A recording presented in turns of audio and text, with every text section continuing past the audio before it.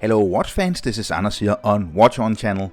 Today a quick unboxing, first impressions, initial review of a very interesting revived Swiss brand.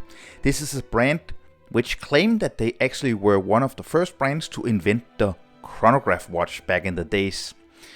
I got the watch in on loan from the brand, it's going back, full disclosure.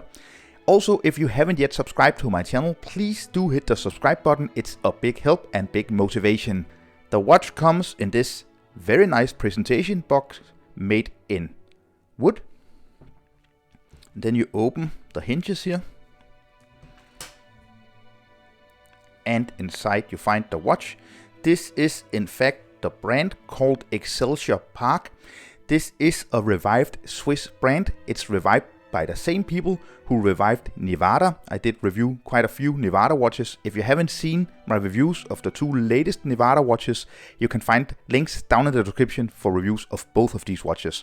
So Excelsior Park, they date back to the 1860s.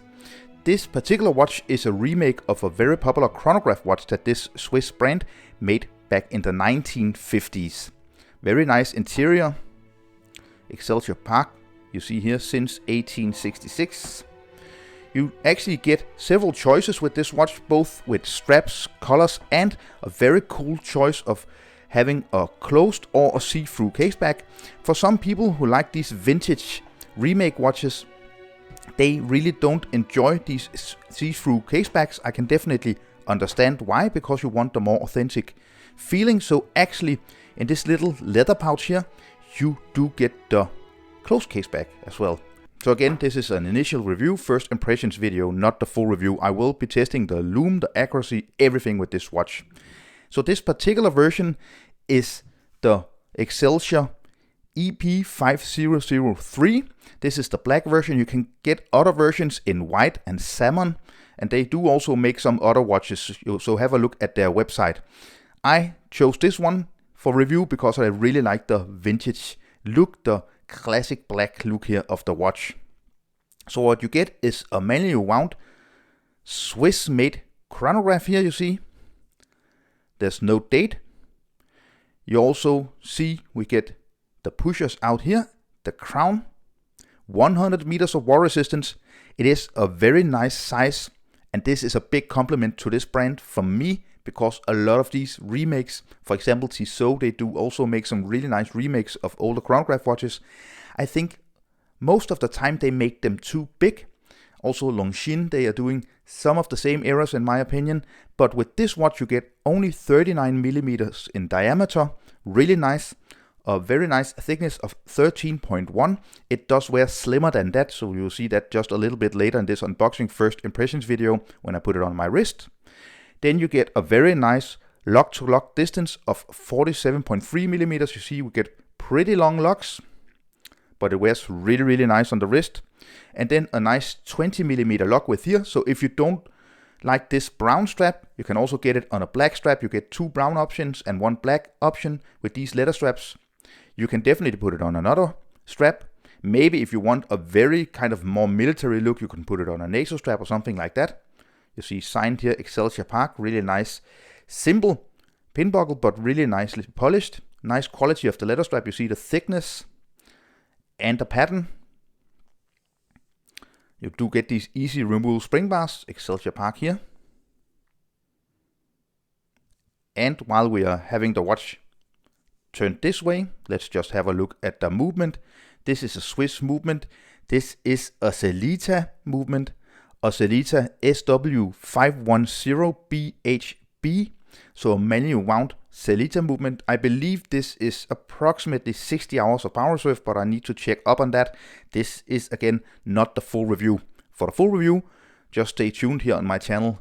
Sapphire crystal on both sides. You see the very nicely domed sapphire crystal here. I really like the way that they made the bezel here, kind of in 2 or 3 steps, and then you get polishing on the edges. So first step and then the next step and then the crystal. So you start the chronograph by clicking the button up here, really nice click.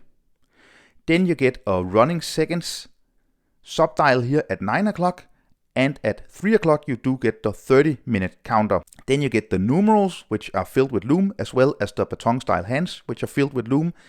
And you do get a railroad track with the seconds, minutes. It is a telemeter, as you see here.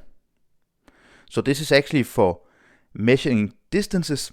They used telemeters during World War I, so you heard that the artillery was firing, and then you counted until it hit the ground, and then you could actually, with the telemeter, measure the distance from your enemy's artillery. Really nice, simple dial, as you see, just Excelsior Park. On the dial, no additional writing. So you get a very, very 50s, 60s vibe with this watch, in my opinion. Nice big crown. Again, it has 100 meters of water resistance, which I think is very, very nice for a watch like this. You push the button here, and boom, it comes back. So this watch is priced at $1,900 US. I believe they're actually sold out right now, but I know the brand are producing more examples. And here the Excelsior Park chronograph is on my 17.5 centimeter wrist circumference. I think it wears perfectly. I was so happy when I put this watch on my wrist because the size, the feel, even the thickness, it doesn't feel like it's 13.1 millimeters thick. It feels much more like 12 millimeters, for example. So I think it wears perfectly for a vintage inspired chronograph. Overall, my first impression is that this is a quality watch, but of course we'll need to test the lume, the wearability, and the accuracy before I can get you the full review and pluses and minuses of this watch. So this was just a quick unboxing, first impressions of Excelsior Park, a newly revived Swiss brand. Stay tuned for the full review. Thank you so much for watching. Don't forget to subscribe to my channel. Give this video a thumbs up if you enjoyed it. Leave a comment down in the description and follow me on Instagram and Facebook. I will see you very soon again. Thank you. Bye.